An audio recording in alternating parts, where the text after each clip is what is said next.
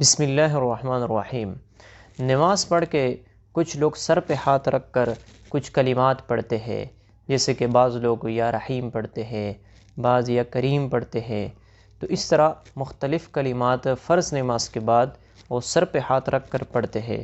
تو آج اس کے بارے میں تفصیل سے بات کریں گے کہ اس طرح سر پہ ہاتھ رکھ کر یہ کلمات پڑھنا یہ سنت ہے یا نہیں، اور آیا یہ ضروری ہے یا نہیں، اور اگر کوئی پڑھ لے تو ان کو کیا فائدہ ہوگا، اور اگر نہ پڑھ لے تو ان کو کیا نقصان ہوگا، اور سنت سمجھ کے یہ کلمات پڑھنا آیا درست ہے یا نہیں۔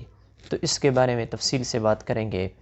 سب سے پہلی بات یہ کہ ہم نے شریعت کی کوئی بھی بات ہو، دین کے متعلق ہو، چاہے وہ روزے کے متعلق ہو یا نماز کے متعلق ہو، یا اس طرح اور بھی کوئی کام ہو جسے لوگ دین سمجھتے ہیں، ہم نے وہ کام قرآن اور حدیث اور شریعت یعنی جو فقہاء کرام ہے، اس طرح محدثین ہے، انہوں نے نہ بتایا ہو تو ہم نے اس پر عمل نہیں کرنا۔ یعنی دین میں جو بات نہ ہو ہم نے اس پہ عمل نہیں کرنی ہے۔ کیوں؟ کیونکہ یہ دین تو اللہ کی طرف سے ہے، اور اگر اس میں ہم کوئی ایسی نئی بات ایجاد کر لے تو اس کا بہت بڑا گناہ ہے، کیونکہ اسے بدعت کہتے ہیں۔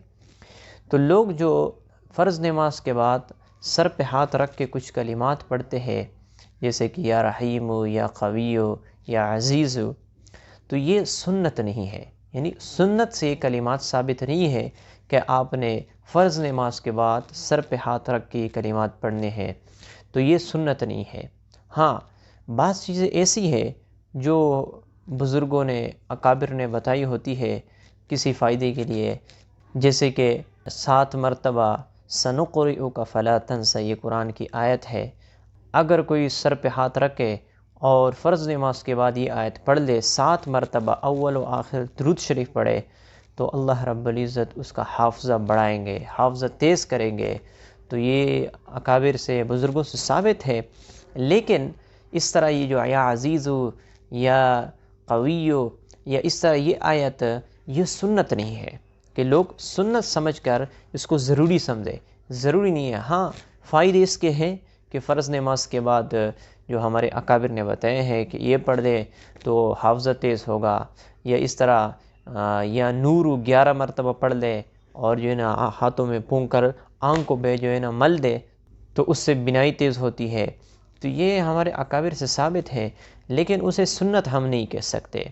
تو فرض نماز کے بعد جو لوگ سر پہ ہاتھ رکھ کر کلمات پڑھتے ہیں، یہ سنت نہیں ہے، بلکہ بعض چیزیں ایسی ہے جو ہمارے اکابر نے بتائی ہے اور مجرب بھی ہے۔